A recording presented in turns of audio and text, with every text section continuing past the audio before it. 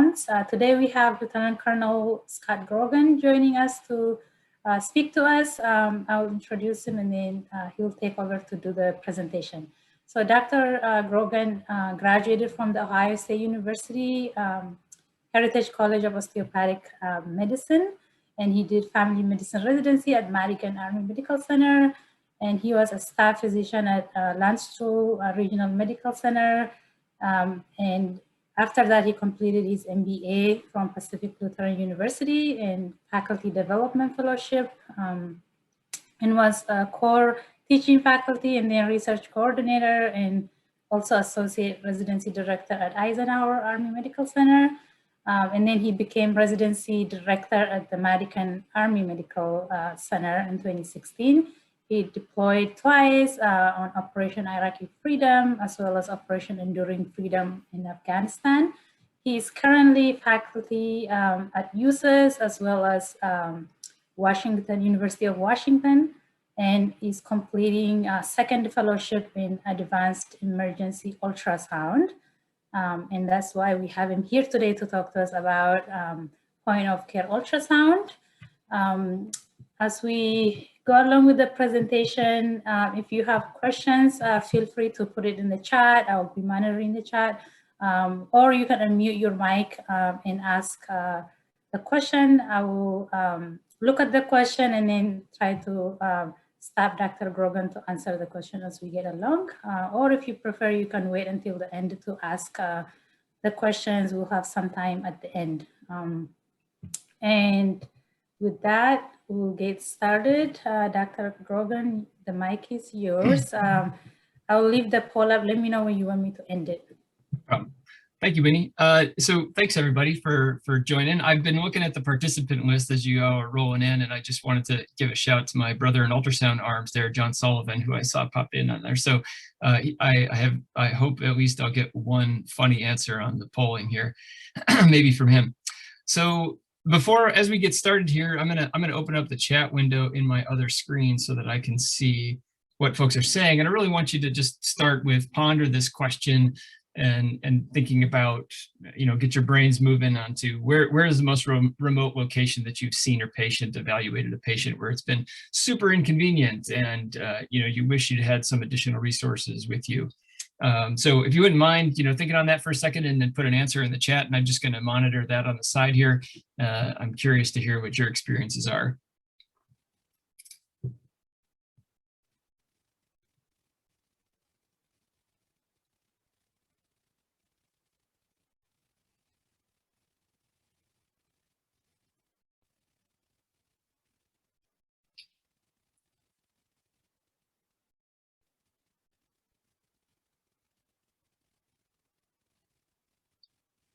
Whoa. Bathroom stall on deployment. Oh, and yep. Wow. Submarine between missile tubes. I wonder if that was a syncopal episode or that's pretty wild. Concrete bunker in the desert. I think that's a common experience for some of us. Next to a tree along the Missouri River in the Amazon. Wow. John, that's impressive. I'm thinking to some of my own. I evaluated a kid who had a head injury on a soccer field in Switzerland, in the middle of, kind of in the middle of the mountains, oddly enough. All right, well, my guess is that if you were in a really inconvenient location and you had to evaluate somebody, one of the questions that you end up answering or asking yourself is, what do I do with this person now? How do I, how can I make a decision if I need to disposition them somewhere? Can I treat them right here? Can I evaluate them right here? And so, there we go. What I want to do is I'm going to just have a very brief case, and we're only going to see this case on 2 occasions. So right now I'm just going to introduce it, and I'm going to just follow up with it at the end. But again, not to get too intellectual about this, but I want you to think about, all of us in the military, we find ourselves in remote places on a regular basis. So think about right now that Sergeant James, 22-year-old active duty infantry soldier, hard charging young man. We were at a remote role 1 out in Africa. And you're going to see this young man. He's got no past medical history, surgical history, family history. He's non-smoker. He doesn't drink, no drugs. He's the perfect soldier. He is totally healthy. And he's coming with 1 day of pleuritic chest pain. Every time he takes a deep breath, he gets pain on the left side of his chest along the chest wall. And he feels like it's making him a little bit short of breath. Interestingly, when you think his history, he had combatives training just a couple days ago, so 1 day prior to the onset of his chest discomfort. He also says he's been having some left leg pain since a new workout regimen is he's trying to get swole, and he feels like his left leg is actually swole. In addition to that, he had some cold symptoms 10 days ago, and he's got a mild cough right now.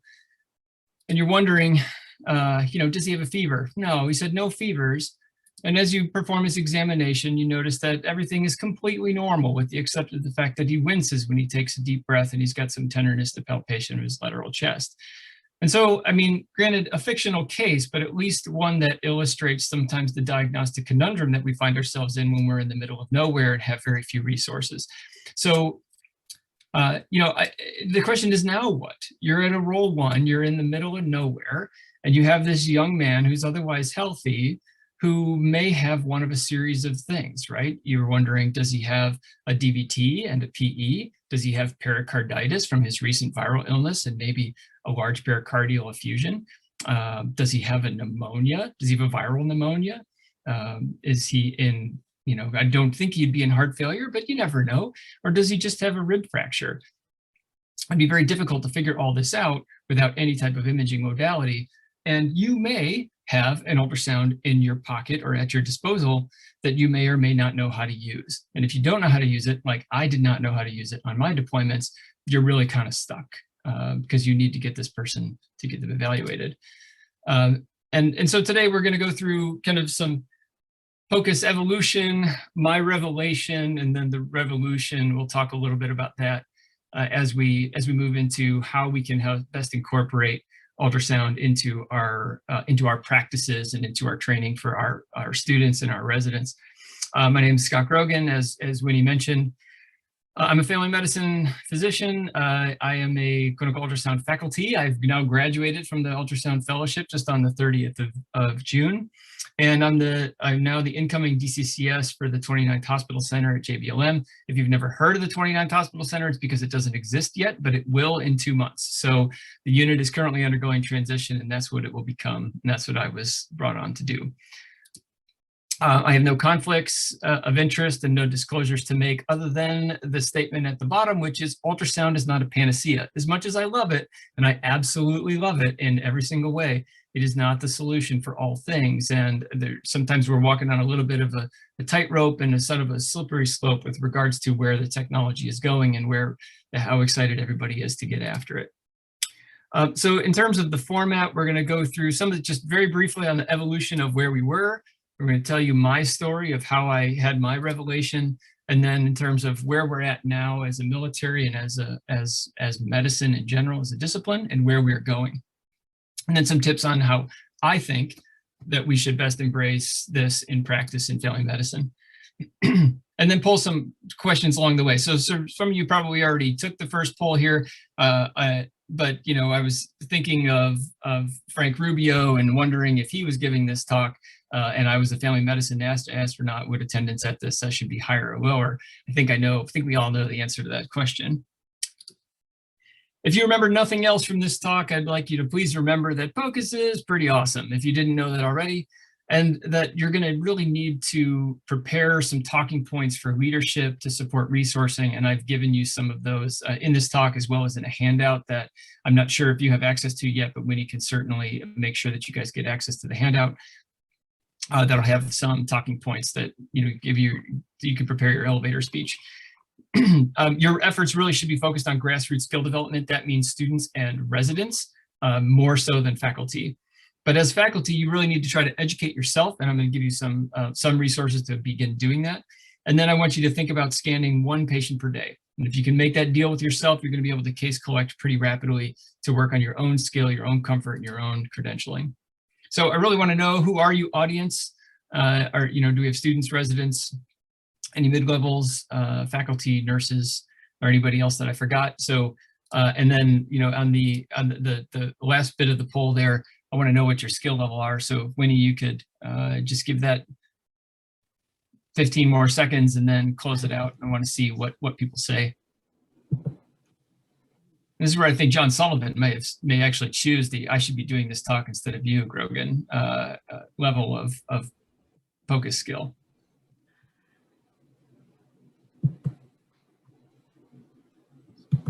Okay, I just ended and shared the results. Can you guys see it? I can see it.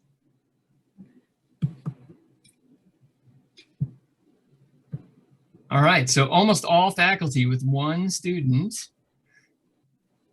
Oh, that's nice that you think that if Frank was giving this talk, the would be lower. That feels like great confidence to me. So thanks.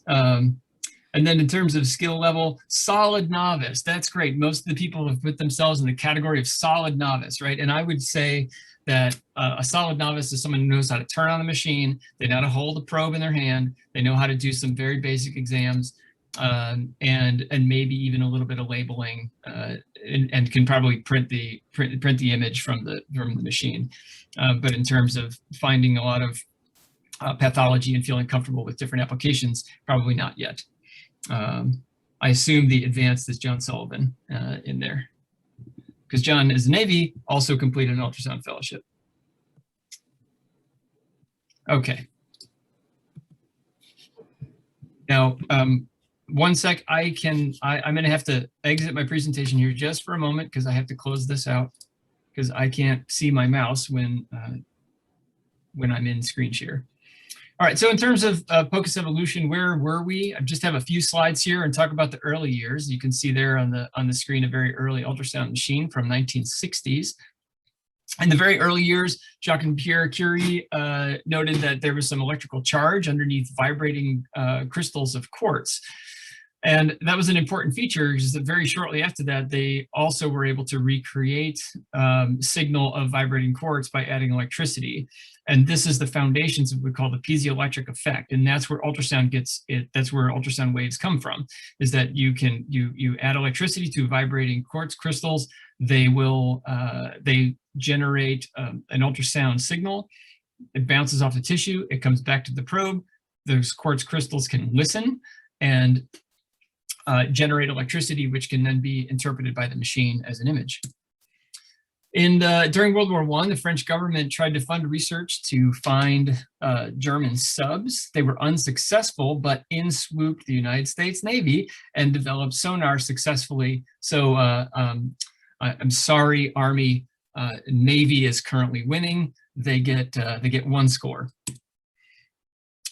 In 1928, we had the ultrasound was first used by a Russian scientist to find flaws in metal structures because, obviously metal can transmit sound, just like bone can transmit sound, for using a tuning fork, for example. And when you have a separation, it doesn't transmit sound, so you can find flaws. And then in 1944, the first probe was developed that could both send and receive signals, because before that they had to send with one probe and listen with another probe. And now they could do this simultaneously in a single probe, which gave rise to the first ability for, I'm sad to say this, but the United States Navy, once again, second score already on the board, early in the game, finding gallstones successfully with an ultrasound using those first probes. And then certainly in the 1960s, we had the modern B mode device. And B mode means brightness mode, and all your machines have this. So in case you think about M mode or B mode, and every time you want to see the normal image, you do B mode. That means brightness mode. And so that technology has been around now for 60 years. In the middle years, I would say anywhere from 1960 to 1990s, we had very incremental change, very, very small change in ultrasound technology. It was pretty much a tool used almost exclusively by radiology, a little bit by OBGYN, and then started to kind of break its way into emergency medicine in the 1980s. And so in the early 1990s, the first group of emergency physicians were using ultrasound in trauma patients in particular, as they noticed that their CT scanners were at the other ends of their hospitals. And so there were reports that they were trying to move a patient from the ER to the CT scanner and they would die en route because it was so long to get them there. So they started using that and publishing papers on ultrasound and trauma. And then in 1991, James Mateer, who's kind of a father, one of the father figures of ultrasound, opened the first ultrasound fellowship, University of Wisconsin. And then ASEP started moving, which is the American College of Emergency Physicians. Had their first approved ultrasound section, and then published training guidance to emergency medicine residency, saying that you should start training your residents on how to use ultrasound in trauma. But all in the beginning was very focused on fast exams, so kind of where the Army is right now, at least with individual critical task lists, or ICTLs. Pretty much everybody has fast exams just now. And there was a DARPA grant put out for a company called ATL Laboratories in 1996 that produced the first portable, I say portable, not that portable, pretty heavy, bad battery life ultrasound that was at least the kind of prototype that then Sonosite came in and built on top of that. And Sonosite pretty much developed products exclusively for the military in the beginning, which is why you see so many of them around military facilities now. And then the turf war began, kind of through the late 90s and into the 2000s. And I know we've all experienced this. We've been around family medicine for a while, and you see when a new skill comes to a specialty, there's a lot of turf war going on. It took about 10 years for the American Institute of Ultrasound and Medicine and ASEP to kind of warm up to one another.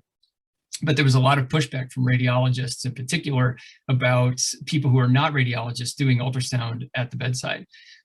So I believe it was the Harvard Department of Radiology chief who said, I will be the first person in line to testify against any emergency physician who used ultrasound and had a bad outcome because they were so against them using it.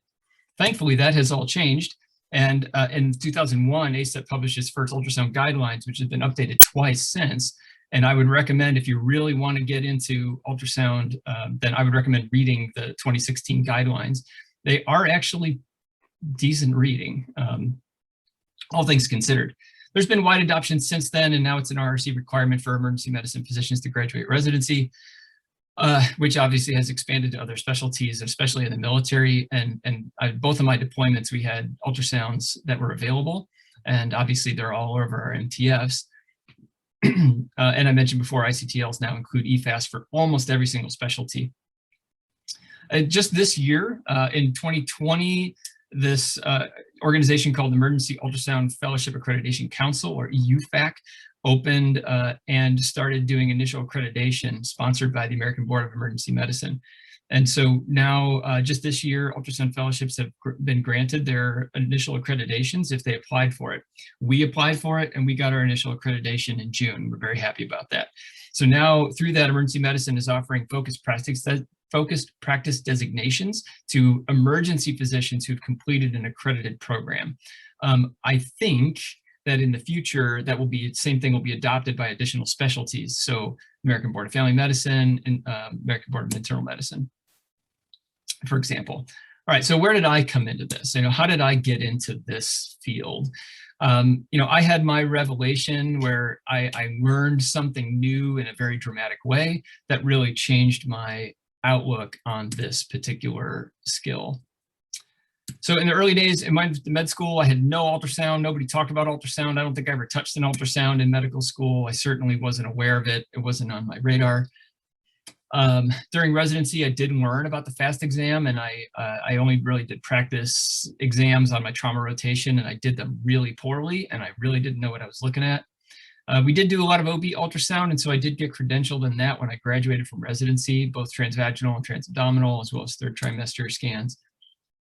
But my first assignment, where I went to launch school, and I just basically worked in the clinic, and I was told by my chief, you just need to see clinic all the time. You're not allowed to do inpatient. You're not allowed to do OB.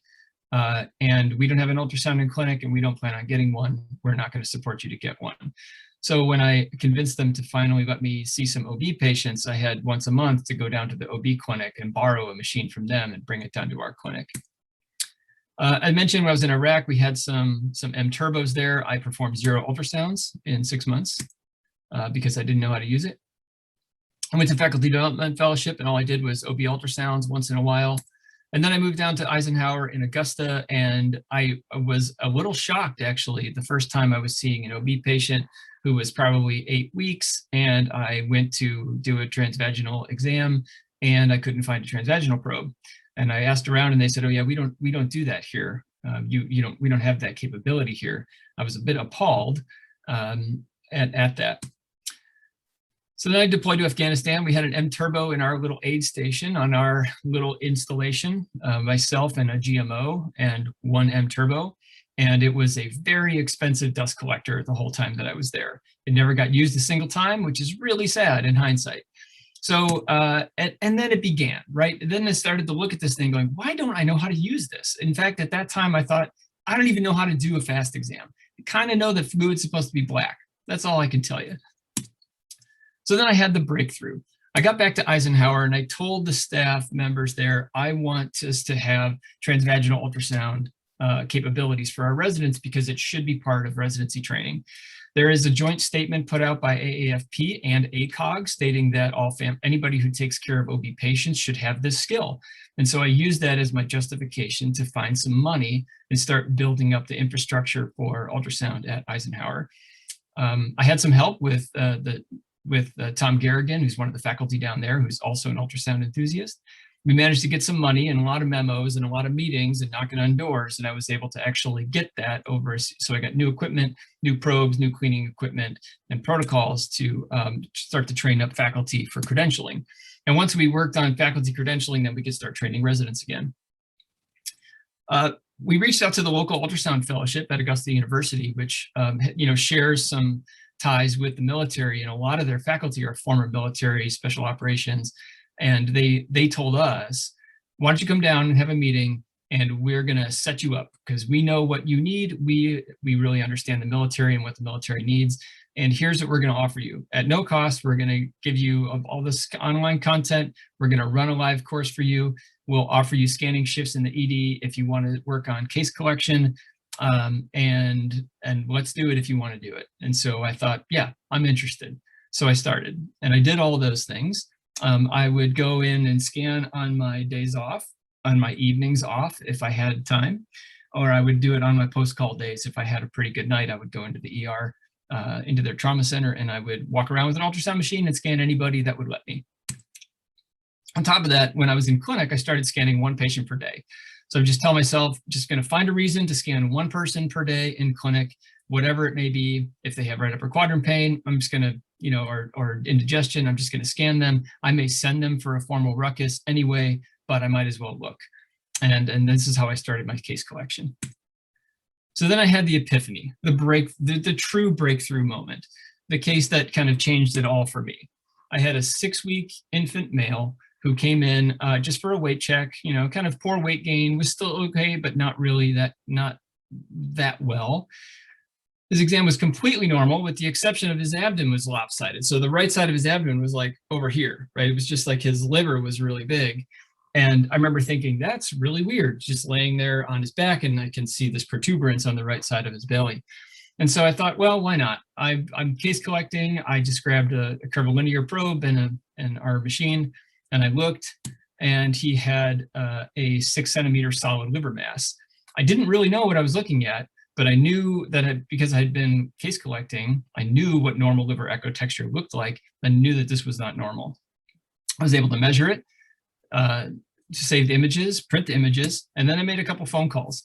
And all it took was a couple phone calls, maybe two phone calls to the local children's hospital in Augusta, and I was able to arrange for a direct admit. So they left our clinic, drove 15 minutes down the road, and went straight to the inpatient ward where they got admitted. He got an expedited MRI, and then did in fact have a tumor that required chemotherapy, which started just 2 days after.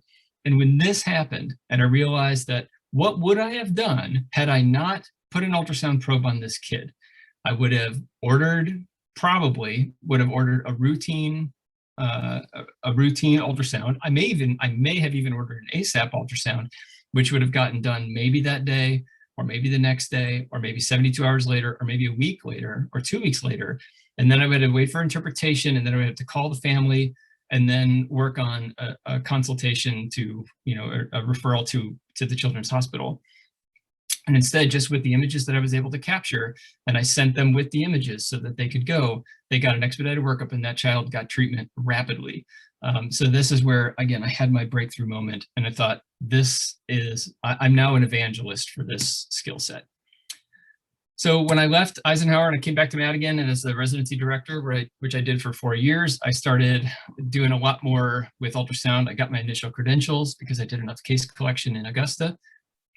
And then I started working on the curriculum development for the residency and infrastructure in that regard. So getting new equipment, creating a rotation, creating longitudinal experiences, and then working on teaching as much as I could, both to basically any specialty that would let me teach to them, as well as at USAFP and with the University of Washington. And when I was getting ready to leave my time as a residency director and looking for what I should do next, I told my wife, I don't really know what I want to do. And she's the one who said, you should do an ultrasound fellowship. And I'm like, no.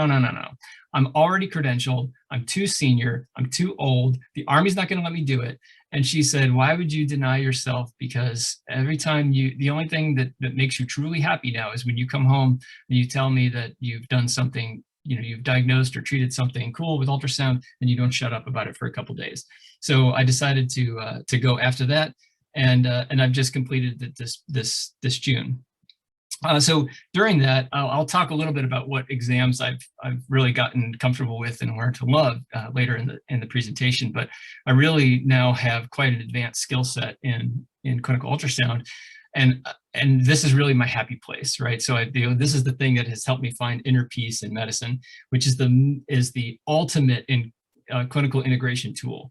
Meaning that we can do image capture, image optimization, and interpretation in context of the patient's presentation and their history and their physical exam. So it is all the critical thinking. It's a clinical and procedural skill, and then I get to educate while I'm sitting there at the bedside. I get to educate the patient, get to educate their family, and any learners that are with me in the room. And that has been such an immensely rewarding way to practice. And I just love it. And the patients absolutely love it as you go through it with them, because there's something that is just different when they get to see on the screen with their own eyes and somebody's interpreting it for them in real time. So where are we now? Sorry, Dana, I got to keep giving nods to the Navy here. So, right now this represents to me all of the physicians in primary care around the country. And that at the top of the obelisk there, maybe there's a free handheld ultrasound being given away by one of the companies, and everyone and their mothers clamoring over themselves to get at it. So why is that? So what I'm going to talk about data that says POCUS is awesome, rapid fire style. So in this case, I'm gonna show you all these data slides that tells you why I think POCUS is totally awesome, but the details I need to skip over for time's sake. So you're just gonna have to trust me, and if you want to go back and read, the references are all there, the data is presented in all of these things, but I'm gonna get through them kind of quickly. Okay, first off, POCUS improves patient disposition. So there are now growing number of studies that show that pre-hospital point-of-care ultrasound by paramedics or medics help to route patients to the correct locations for care. So gosh, doesn't that sound like something that we would be interested in the military if we were at a Role 1 in the middle of Africa and we weren't sure what to do? It sounds like that to me. So that's already happening in Canada and in the Midwest in particular. So basically pre-hospital POCUS is helpful. It improves disposition without affecting safety. It improves diagnostic accuracy and time to diagnosis. So all I want you to look at the red circle there. In this rather small study, 5 hours to appropriate treatment versus 24 hours in controls. And time to correct diagnosis is basically cut in half if you're using point-of-care ultrasound. POCUS lowers cost to patients and the system. There are growing numbers of studies showing this, and this was actually quite a large study pulled from CMS data, looking at when POCUS changed patient management, which I'll get to the stats on that in just a minute, that cost was reduced to CMS by average of $181 per patient. And if those patients were out of network or uninsured, it was $2,800 and $1,100 if they were in network. that's pretty remarkable average when you consider the volume of patients that come through. POCUS changes management in the emergency department. There's more studies than just this that are out there showing this, but this one was probably the best one that I could find that illustrates this point, in particular in patients with abdominal pain, dyspnea, and syncope. So this is why you see a lot about lung ultrasound, a lot about right upper quadrant ultrasound, renal ultrasound, and then echocardiograms, limited echoes for syncopal workups. So when you do that, it changes management, and these are the ones that were statistically significant out of this study. It changes management when you're remote locations, like we commonly find ourselves. So here, this was a study out of Africa, looking at changed working diagnosis 27% of the time. So, somewhere between a fourth and a third. So if you had a number needed to treat of any therapy that was 3 or 4, you're doing really well. I would want that treatment, right? I would want that test resulted in a new treatment, 1 and 4. So that's a pretty good data. Changes management in remote locations, changes management in primary care clinics. This is a decently sized study out of Mexico, looking at primary care clinics and that are using ultrasound. The chart on the left is changed the diagnosis, percentage of time that it changed the diagnosis. The total average of that is 33%. So 1 in 3 times you use it, you're going to change your diagnosis. That is remarkable. And in particular, if you were to look at skin and soft tissue, cardiovascular, again, limited echo, those are very high yield. I don't give the ocular too much credit there because the N was so small. And then in terms of changing management, also about 30% of the time, it's going to change your management. And I'll tell you, in practice, in my anecdotal experience, these hold up. Point of care ultrasound improves resource utilization. So this was a kind of a neat study. Again, just look in the red circles here. This is an Italian study looking at usual care versus people who received point of care ultrasound on admission to the hospital. And so if they got a POCUS, their average number of additional studies was 0.43, and if they had usual care, no point of care ultrasound, they got 1.29 studies. That includes chest X-rays, CTs of various kinds. But really, the biggest difference was made in echocardiograms, right? Formal echocardiograms, when maybe all the patient needed was a focused echo. So, POCUS improves patient safety. There is no doubt. This slide is busy, and I'm not even going to go through all the points. I just wanted to illustrate how many ways point of care ultrasound improves patient safety, and this list keeps going. I could have a whole presentation just about improving patient safety with point of care ultrasound. It improves patient satisfaction. Not only has this been studied, this is just one of many studies that have shown improvement about a 0.5 point on a 5-point Likert scale. So that's a pretty good improvement when you look at the grand scheme of things. And anecdotally, I would tell you this is what I experience with patients. They are so relieved when I tell them and can show them on the screen that what we see is normal. They are, and when I can teach them about what a differential diagnosis is for this thing that I'm seeing on the screen, again, it's very, very helpful for them and their families. And I've gotten nothing but immense gratitude from any patient that I have scanned in the last year. Remote POCUS training is effective. So you can do this in limited fashion.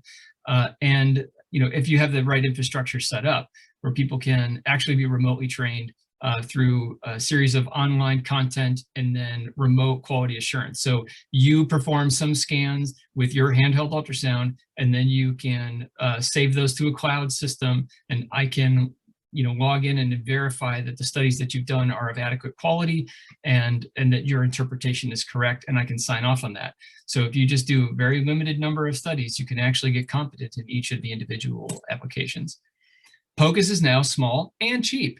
So, cheap is a relative term, right? It's not like it's $100 for something, but the Butterfly IQ, which is certainly the most popular on the market right now, you can get for $2,000. And so you can buy one yourself, and a lot of people have. That's the one in the middle at the top. On the left there, you have the Echo News Cosmos, which is, I have a lot of experience with that one in particular. And then we have the vScan Air on the right, which is a Bluetooth, wireless ultrasound. Same thing with the Clarius there on the bottom left. And then you may have seen some of the Philips Lumifies down on the bottom there floating around some of our MTFs. So you may see various versions, of these, in the MTFs when you're going around in clinics. But anywhere from $2,000 to maybe $15,000 for these ones in particular, which are, again, fit in your pocket or on a chest plate that flips down. So that's why we are where we are right now. Everyone clamoring over themselves, trying to get at the technology, trying to get an ultrasound in their pocket, and trying to get their departments or institutions to fund them for training and to give them experiences where they can get credentialed. Again, sorry, Army. I feel the pain here. We just keep tossing it out to Navy. They keep winning. So where are we now in Department of Defense? MTF emergency departments are pretty much EMR integrated, not fully, but mostly, and nobody else is. So we have 2 standards of care right now in the Department of Defense, and it's a project I've been working on for the past year with a company called Highland, which is making full EMR integration. Meaning that they can, if a patient checks into the ER, you can go into the EMR, you can order point of care ultrasound, and then you can walk to an ultrasound machine, hit pick list, and the patient's demographics pop up. You can select the patient, perform a scan, end the study, and then that scan those images will beam to PACS, and they will be permanently stored in the PACS system. Again, only the emergency department has that, and nobody else has that yet. Special operations units are already carrying handheld ultrasounds in combat. Many of them are self-purchased by their battalion surgeons or PAs, but I am aware of some units who bought butterflies for their medics. Artificial intelligence already exists. So this image here in the bottom right is from the Echo News Cosmos, which has some AI features built into it that are really slick. No matter how you put the probe on the chest to look at an echocardiogram, it's going to identify the structures for you. You could put the probe upside down, you could have a really bad window, you could only have a view of one ventricle or one atria, and it's going to be able to correctly and accurately identify those structures for you. So for a novice scanner, AI is really, really cool and really helpful. And Echo News is about to roll out a colorized AI fast exam. So for a novice user or a medic can put a probe in the right upper quadrant or any part of the fast exam, and it will identify all the structures in a colorized fashion. So like the liver will show up purple and the kidney will be, red, and the spine will be yellow. And so it'll be able to identify each of those locations, which will again really help the novice user try to identify the structures that they're looking at, even when they don't really know what they're looking at. It's going to really help all of you who are in that solid novice category. Remote training and QA systems are already available for purchase. So we haven't really endorsed those as Department of Defense, but that's okay. Those things are out there should you decide that you want to pursue them on your own. And now ultrasound fellowships are accredited, as I mentioned. I'm not sure about Fort Hood if they got their accreditation this year, but here at Madigan, we got ours, and I know that BAMC got theirs as well. On top of it, so again, toss out to the Navy, they have sent people to civilians. So John did his fellowship at University of Florida, I believe, and they are also out there. Those civilian fellowships are seeking accreditation as well. And so where are we going? As I said, I've been working on this Highland project this past year, looking at Wi-Fi enabled machines across the MTFs for full EMR integration, especially with MHS Genesis in all specialty areas to create one standard of care for point of care ultrasound in our institutions.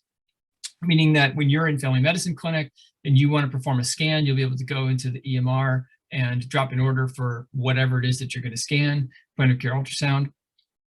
You'll be able to roll in your machine, and your study will already be there. You'll just select it, complete your study, end your study, and then those images will permanently store in the patient's record and have the ability for post-image processing and reporting. So when you open, for those of you still on Alta, open Genesis, and you'll see a results window that shows point of care ultrasound. You'll be able to click that and see the images that were captured. This will help the institutionally driven QA process, which is really part of the ultrasound infrastructure that you need for ultimate longevity and success. Right now, DoD is currently fielding for standardized ultrasound machines for roll 1 through 4. Basically, all roll 1s and 2s will get a handheld, and the competition is fierce for this, as you can imagine. And roll 3 and 4 will be a cart-based system with a little bit more functionality. So at your cache and your MTFs, there'll be standardized machines across the MTFs. I do think that we're going to probably end up having POCUS directors for hospitals that will be non-radiologists. That'll either be emergency physicians or internists or family physicians who are fellowship trained.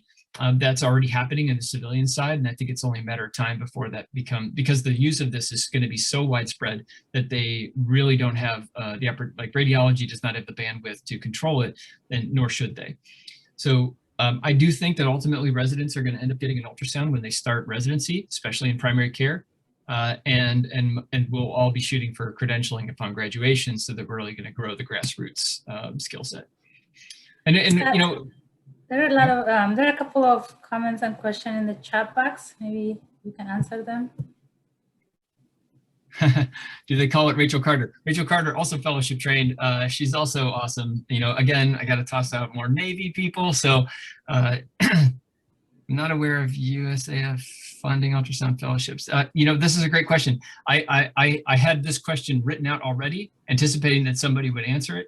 And I am also, I have yet to hear of any funding from the Air Force for ultrasound fellowships. I've talked to a couple family med Air Force POCUS enthusiasts out there, and if they're not sports medicine trained, it's pretty difficult for them to get a lot of ultrasound training. So yeah, but this is, again, I'm going to give you some talking points to leadership, and I think you should pass it up the chain and say, why aren't we doing this? Why are we not staffing, you know, building the skill set with our force? To ensure that we need to standardize the pre-deployment training to ensure that providers can use these machines downrange. Yes, I 100% agree. And we probably won't have time to get into it today, but I have some cautionary tales about the use of ultrasound, because again, it's not a panacea. It's not the ultimate solution for everything. And if people are just too cavalier about their skill set, they actually can cause harm. So I'm going to talk about remote the possibilities in the future. I'll tell you, this stuff is coming. It is definitely coming. Remote ultrasound. I was part of a research proposal this past year looking at remote driving of ultrasound from a distant location, right? So if you've got a medic downrange and they're in an aid station, and I know how to get a right image, that they can hold the probe, and I can direct them on how to get the image that they need to get in order to share with me and interpret the images so that we can make a decision for the patient. Continuous ultrasound. There's some research already on this. Basically, you can put a patch on, an ultrasound patch, like, you know, over the precordium, and be able to get a real-time continuous ultrasound that will just sit on the patient's chest like a sticker, and be able to monitor in real time as you go. And then, you know, the possibilities here is implantable continuous ultrasound. So just like your AICD, for example, that you may be able to implant something that's going to be able to give you an image without having to go get a machine. And then how about out of this world ultrasound, right? I already know ultrasound has gone to space once. I know that for sure. So that's Drew Morgan on the right and Frank Rubio on the left. Drew is an emergency physician, Madigan graduate. And so I really think they would look better if they just had ultrasound probes in their hand when they go to space. So, you know, for those of you who are going to give a shout out to Frank, you know, please encourage him, have him reach out to me, get an ultrasound probe in his hand whenever he goes to Mars. So how can we improve POCUS in family medicine? I really think the aim should be for credentialing residents at graduation. So this is the grassroots effort. This is not, yes, I want you to improve your own skill, but really the low-hanging fruit is with residents. And why? Because they have flexibility in their schedule. They are not mandated to do you know, a productivity model like a lot of us are. So they have the opportunity for you to create both rotational experiences and longitudinal experiences. And those experiences could include all of these things, which is time with an emergency physician who's doing ultrasound to get all the basic exams, you know, fast echo lung, the rush exam, which is rapid ultrasound and shock and hypotension, you know, DVTs, soft tissues, right upper quadrants, renals, and have them work with their sports docs. Whoever you've got that's, you know, pretty savvy with ultrasound in family medicine, let them start doing their injections under ultrasound guidance. Same thing with physical medicine and rehab. If you've got that, if you've got radiology sonographers who are friendly to having residents, have them go work with them so they can learn how to do complete pelvic exams, rule out ectopics, again, DVTs, they're going to see for sure, and then soft tissue and testicular, which are hard exams to get. I haven't worked with interventional radiology to do fluid drainage, both paracentesis and thoracentesis, until you're comfortable. Again, right now, in the past, we'd always did them blind. When I was training, we did the tap out for thoracentesis, and then we would stick the big needle in. And I'm shocked when I think back that we could have just put an ultrasound on and measured the pocket, then measured the distance, and really improved our margin of safety. Work with echotechs in your echo lab. And again, your vascular sonographers, anesthesia, and please, please, please just get a machine and take it on the inpatient rounds when you're going on the inpatient wards. You got to talk about ultrasound. You just talk about it all the time. So have a morning report once a month, and it's an ultrasound morning report. And if you can't get a resident to do it, you do it. Get some images. If you think I don't have a good case, there are tons and tons of stuff out there, both on free open access medical education, as well as on, so for example, through POCUS Atlas, which I've given you a link to in the handout, where you can present some of those things and just say, hey, we're going to go through grab bag ultrasound images this morning. Because if they're not looking at ultrasound images, it's really hard to know how to interpret ultrasound images. Have do grand rounds like this. Invite me, invite John Sullivan, or any other ultrasound lovers to come and present for you guys.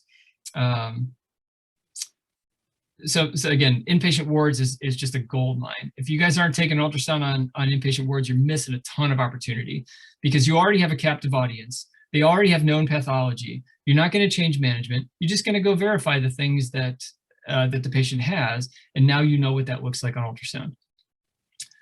You'll be amazed at how many pleural effusions you'll find, which, because ultrasound is so much more sensitive than just x-rays. Start doing your blind injections with ultrasound. So you can't get worse than blind. And we were all taught to do them blind, right? You just stick it in the subacromial space. And what's the harm of putting an ultrasound probe and actually verifying that you're putting it in the right space? Same thing with knee injections, right? We do all our knee injections blind until you put an ultrasound probe on and you watch that needle go right into that perfect spot and you just nail it. And you think, oh, that's so gratifying. And then even though it takes more time, you'll want to keep doing more of it.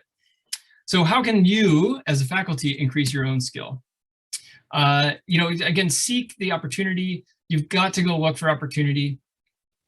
Talk to your boss, and I'll get to that in just a moment. Educate yourself. Look at the free open access content. There's a ton of it out there. Core Ultrasound, Highland Ultrasound, POCUS Atlas. Again, I've given you links to these things in the handout. There are paid services like Gulf Coast, Ultrasound, the Ultrasound Leadership Academy, and other things like that you can pay for. Twitter is just an absolute goldmine of ultrasound cool cases and weirdo stuff. Feel free to follow me there. And then negotiate time to train. So this one would be my big tip for faculty. And that is, you cannot actually expect as a faculty for your department to say, Dr. Kuda, I am going to give you 3 months to just go do your own mini fellowship, and you don't have to see any actual patients or any clinic. You can just watch all these online content and then go stand in the emergency department and scan people until you are signed off. They're never going to do that. So instead, if you negotiate some, time to say, could I have X amount of time, because here's my plan. By this time, I want to be able to watch these many videos and take these quizzes and sign off on this thing. So I can say I've done my online content. I'm going to go take a CME course, a live course, and I'll get CME credit for that. And then I'm going to do a half day of case collecting on my own time, weekends, evening, post call. If you could help give me a little bit of time, and then I will become the POCUS champion for the department, and I will make sure that we roll this out for our residencies. You're way more likely to get that time if you're willing to compromise. Again, start scanning 1 patient a day. Just commit 1 patient a day, and you're going to get those cases collected in no time. I already said I'm turning blue in the face now. Take a machine on inpatient rounds, and if nothing else, apply for fellowship. So fellowship applications are currently open, so please apply away. And what does it do for you? It gets you both basic and advanced emergency medicine applications, inpatient applications, critical care applications, and potentially certification if that's what you're looking for. Advanced MSK certification if that's what you're looking for. I took the RMSK exam. I'm still waiting for my my certification, so I can't add that, and I can't add my letters yet because I haven't gotten my result. And I say a seat at the big table means that I'm now part of the discussions at the DoD level and enterprise level about how to integrate ultrasound, and I really like that. We're now open to basically any specialty whose consultant will allow them to do a fellowship, and that's great. So we already have buy-in from internal medicine, family medicine, and peds. In the future, ASI, which is the additional skill identifier recognized by the Department of Defense, which will help drive TDA changes, and then focused practice designation for people other than emergency medicine. And at least post-military marketability, you're going to get, it's certainly going to go up a lot because, as I showed the Navy picture, everybody wants a piece of this. So one of my top applications, I did a ton with musculoskeletal this past year. I'm not a sports doctor, but I do kind of play one on TV, right? I do pretend to be a sports doc very regularly, and I did just do a whole lot of that this year, and it was really, really fun. So I feel very adept at shoulders, knees, hips, ankles, fingers, wrists. I mean, basically anywhere in the body now I can scan and feel really good about not only diagnostics, but also the therapeutics that we've been adding. Volume assessments with Avexis, which is a great application to help split to be the tiebreaker between cardiology and nephrology when they can't agree if the patient is volume up or volume down. Should we add fluid or should we add diuretic? We don't know. And then I come in and help solve that problem for them, which is awesome. All those other ones that are here. So echo, soft tissue is certainly high yield. I do a lot of right upper quadrants in clinic. Same thing with renals. Lung very regularly on the inpatient ward to follow heart failure patients and their progress as they're going through diuresis. Rib fractures, I've diagnosed multiple in clinic as well as in the emergency department. And then OBGYN kind of, we did a lot of first trimesters in the past, but I now do IUD checks on pretty much everybody that we put an IUD in. So what else can you do? Prepare talking points to leadership. I'm going to get to that in a second. If you don't have a good POCUS infrastructure, you're likely to be unsuccessful in your ultimate goal to keep this afloat. It requires all of these things. Again, I'm gonna move forward so that we can get through this. So please talk to your leadership. I know Dr. Wynn's on this call, and so please talk to her and say, and any other, if you're, for our non-USUS, located faculty, talk to your leadership, especially the Air Force folks. Show them the data, right? It improves disposition, improves accuracy and time to diagnosis, it lowers cost of the system, it improves resource utilization, better patient safety, better patient satisfaction. There is nothing else in medicine that does all of that in one shot. So please talk to them, because what does this ultimately mean if you're in the military? This is operational relevance. All right, let's go back to Sergeant James that we talked about in the very beginning. So let's just say you had that little pocket ultrasound, you had enough skill and you felt pretty comfortable that you were able to perform a very limited echo, but you knew you may not be able to know all the stuff, but you know that there's no pericardial effusion and that his cold did not result in a pericarditis. He's got grossly normal ejection fraction, everything looks copacetic. You can do a lung and you can see he doesn't actually have a pneumothorax, everything looks fine. There's good lung sliding. He's got no B-lines or consolidations, subpleural consolidations concerning any type of parenchymal process. So you don't think he has a pneumonia or anything else in his lungs. You can perform a DVT scan on his left leg, which is negative. And then you look at his rib cage. Oh, and lo and behold, there's a little tiny non-mobile crack in one of the ribs. And you can say, all right, young soldier, probably you got a small rib fracture during your combatives training. And so we're not going to evacuate you. We're not going to put soldiers at risk. We're not going to spin up birds to fly you out to go get a CT scan. And we're not going to convoy you out because the skies are black and decrease the operational effectiveness of the unit here on this installation. So, like I said in the beginning, if you remember nothing else, POCUS is pretty awesome. And if I haven't convinced you by now, we should talk offline. Please prepare talking points for the leadership, which I have included on the handout for you. You really should focus efforts on grassroots. Think about the residents first and use second. Educate yourself and then start scanning one patient a day. So I couldn't go all Navy here, so I had to throw Dr. Wynn a bone and say, please go Army, beat Navy. And with that, I'll happily entertain your questions or comments. Thank you, Scott, for that great presentation. There are a couple of comments in the chat box. So current recommendations regarding when to start to integrate into medical education.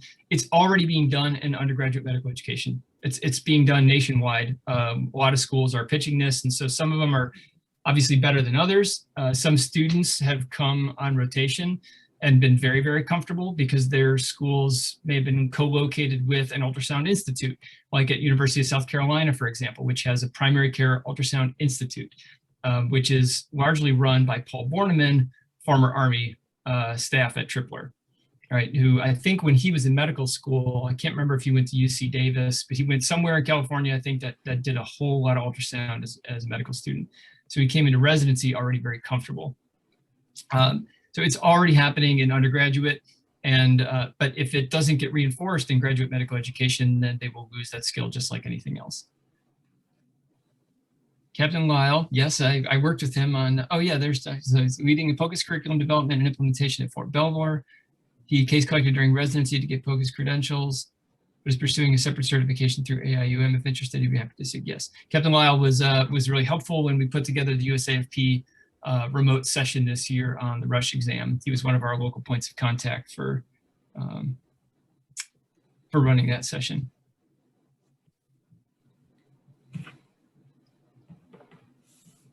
So those things like the POCUS Academy, for example, or through AIUM, the certifications oftentimes, so I get asked this question a lot, like should I, and in fact, just on the Army Medical Corps Facebook page, there was a chat just recently that I gave an extended answer to yesterday. If there's a certification body, is it worth paying for that and trying to get it? Does that get you credentials? It depends. So some of those certifying things that offer CME credit will work towards your credentials, but the thing that's the biggest hangup for people is the case collection. If you can't get the case collection with a preceptor who can certify, can attest for your credentials committee that you have performed the requisite number of scans, that you have done the online training, passed the quizzes, and done a live course, then you still won't get credentialed, right? Even if you have that. I mean, it's a nice to have, but it's not required. So you have to look at whatever your institution will allow. But my recommendation is that you try to meet the ACEP criteria for credentialing, which is minimum of 150 scans. That's not patients, but scans, in at least 6 different applications, with 25 scans in each application, with at least a 20% pathology rate. I know that sounds like a lot. The pathology rate is actually not difficult to achieve. I had a very consistent 43% pathology rate during the 1,250 scans that I did as a fellow. And that was consistent from the beginning of the year all the way to the end. So 20% is not hard to get. But again, it's getting the precepted time to do the case collection is the big hang up. I hinted at the risk of harm of POCUS is made when ruling out diagnosis and error instead of meeting POCUS makes things more or less likely. The thing is that people are arrogant about their skill, right? So they may think, sure, I know how to do a DVT exam, and a patient comes in with a swollen leg, and they go and perform it and say, you don't have a DVT, and they do, right? That would be the problem. Or if they say they don't use the correct settings to look at the lungs, right? So somebody might, they might think, I'm going to do a lung exam and I'm going to see if you've got B lines in your lungs, but they don't use, they keep their tissue harmonics on and they keep their multi-beam function on, both of which will reduce the likelihood of seeing B lines. They end up not seeing it. They tell the patient, go ahead and drink a liter of fluid when they're already fluid overloaded, and they cause harm to the patient because, again, they don't have the right skill. So I'm very leery when people say, I want to get an ultrasound probe in everybody's hands so that they're scanning all their patients in clinic all the time. That makes me a little bit scared because they really have to have the infrastructure in place to do it right. And you want to do this right. It's probably far out there, but with AI guidance, any opportunity for at-home POCUS in hands of patients or non-trained? Yeah, that's absolutely great question, Mandy. That's absolutely, that would be part of my, that's a remote ultrasound, right? Here's this coming in the future is, again, those like a patch, right? You could like literally just put the patch on the patient, say, put it right here, and you'd be able to make an interpretation remotely. I think that's coming. I don't know when, but eventually. I think that's the end of questions, comments. We are out of our time. We have another meeting right after this, so we're going to have to end there, but we certainly probably would have you come back again, Scott, to speak to us on ultrasound. Seems like there's a lot of interest and we can keep going with this, but for today, thank you so much for the presentation. Everyone, please complete evaluation. I put in a link in the chat. Our next ground rounds is going to be on August 11th, so look out for an email from me coming for that. And I sent out email earlier, if you haven't seen it, with PowerPoint slides as well as handouts that Scott provided. So look in your email for those. And that would be it. Thank you, Scott. Any last words? I'll give you the last word. Yeah, just start using it, right? Go learn. It's super fun. You will absolutely love it if you start using it. All the links that I put are a QR code, so you can open that up and just through your phone you can access the QR code to get all those links. And one of the things that's included in the resources is kind of talking points from the Society of Point of Care Ultrasound for your bosses, right? So if you want to justify the cost of getting you trained, you can also use some of those additional talking points. Again, the references are all in the slides. If you want to peel apart some of that data, make those talking points to leadership a little more robust, feel free to steal away. Thank you so much for the invite. This was super fun. I love seeing names of my friends here. And of course, when I see Dr. Kuda's smiling face, it always makes such a warm and friendly face to look at as I'm doing presentations. So thank you. Thank you. Thank you, everyone. Thank you, Dr. Grogan. We're going to have to end here, but we'll see you next month.